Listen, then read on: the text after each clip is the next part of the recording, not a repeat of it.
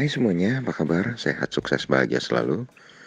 Jangan lupa subscribe, like, bagikan channel ini dan berikan komentar Anda agar kami semakin semangat dalam memberikan Anda berbagai informasi dan update mengenai dunia pasar modal.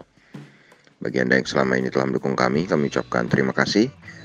Kami doakan Anda selalu diberikan kesehatan, rezeki, dan kebahagiaan yang melimpah.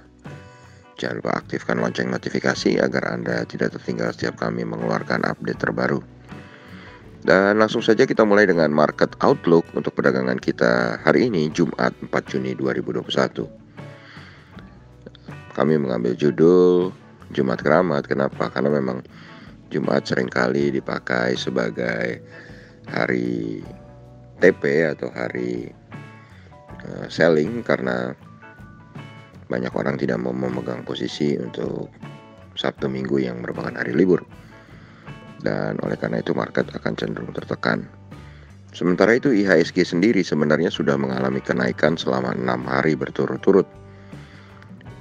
Jadi dari tanggal 24 Mei di mana IHSG berada dalam posisi 5.763,632,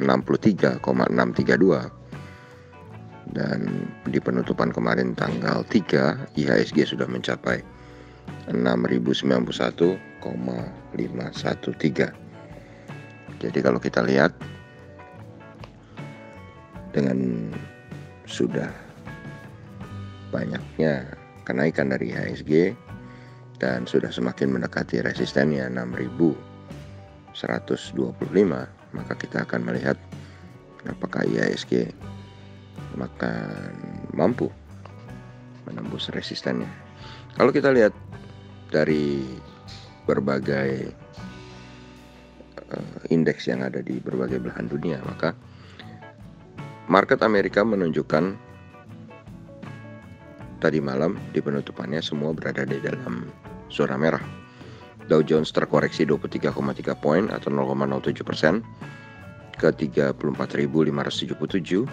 Saham-saham teknologi Nasdaq turun 1,03% atau 141,8 poin ke 13.615. S&P 500 mengalami penurunan 0,36% atau 15,3 poin ke 4.193. FTSE 100 Indeks London mengalami penurunan 0,61% atau 43,7 poin ke 7.064. DAX Frankfurt mengalami kenaikan 0,19% atau 29,96 poin ke 15.633. CAC Prancis mengalami penurunan 0,21% atau 13,6 poin ke 6.508. Kalau kita lihat dolar indeks sendiri kemarin terlihat menguat cukup tajam 0,66% atau 0,589 poin ke 90,498. Ditambah US 10-year bond atau obligasi 10 tahun pemerintah Amerika yang juga mengalami kenaikan cukup fantastis 0,034 poin atau 2,14% ke 1,625. Kenaikan US 10-year bond dan dolar indeks inilah yang memukul bursa Amerika dan juga akan mempengaruhi bursa regional Asia. Kemudian kalau kita lihat TLKM NYSE atau saham PT Telkom yang diperdagangkan di New York Stock Exchange kembali mengalami penguatan tipis 0,08 poin atau 0,33% ke 24,33. Sedangkan EIDO atau ETF Indonesia yang diperdagangkan di New York Stock Exchange atau kumpulan 31 saham Indonesia yang diperdagangkan di Amerika mengalami kenaikan 1,08% atau 0,24 poin ke 22,56. Naiknya EIDO terus-menerus selama beberapa hari ini nampak sejalan dengan kenaikan IHSG, dan tentu saja ini menjadi berita yang baik bagi pasar modal kita. Dan kalau kita lihat memang dana asing terus masuk ke dalam IHSG dalam 1 minggu terakhir. Bahkan jumlah masuknya dana asing ke pasar modal kita selama 1 minggu terakhir ini cukup lumayan mengembirakan jumlahnya. Ya, ini 3,71 triliun dalam 1 minggu terakhir. Kemudian kalau kita berpindah sejenak ke market atau bursa komoditi, maka kita melihat oil atau WTI oil atau Western Texas Industries Oil mengalami kenaikan tipis 0,12 poin atau 0,17% ke 68,88.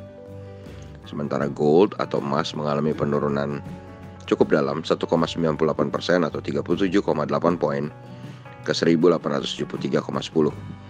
Timah terpukul cukup dalam 2,39% atau minus 737,5 poin ke 30.162,5. Nikel mengalami penurunan 1,54% atau 280 poin ke 17.920.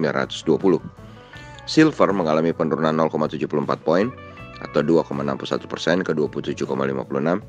Sementara copper memimpin pelemahan dari semua logam 2,95% atau 1,36 poin ke 446,75. Kemudian kalau kita lihat batu bara Newcastle untuk kontrak bulan Juni mengalami pelemahan 0,85% atau 0,95 poin ke 119. Sedangkan untuk kontrak bulan Juli mengalami pelemahan 1,23% atau 1,4 poin ke 112,60. Tetapi sebaliknya kalau kita lihat untuk kontrak bulan Juni di Rotterdam justru mengalami kenaikan 4,25% atau 4,1 poin ke 100,50. Sedangkan untuk kontrak bulan Juli batubara Rotterdam mengalami kenaikan yang juga luar biasa 3,6 poin atau 3,79% ke 98,60. Dan memang kalau kita bandingkan dengan kenaikan harga saham batubara dengan kenaikan harga batubara memang tidak seimbang. Harga saham batubara terlihat belum mulai menggeliat ya, walaupun baru naik tapi baru sedikit sekali dibandingkan dengan kenaikan harga batubara yang sudah luar biasa. CPO mengalami kenaikan 57 poin atau 1,39% ke 4.150. Sementara wood pulp terus melanjutkan rally penurunannya. Kali ini menurun 12,5 poin atau 0,25% ke 5.030. Lalu kalau kita lihat dari opening dari market regional Asia, di mana indeks Nikkei 225 Tokyo Jepang mengalami pelemahan 0,82% atau 238,11 poin ke 28.820. Sedangkan Kospi Seoul atau Kospi Korea mengalami penurunan 0,71% atau 23,05 poin ke 3.224,38. Dan S&P ASX 200 Sydney mengalami penurunan 0,04% atau 2,7 poin ke 7.257,40.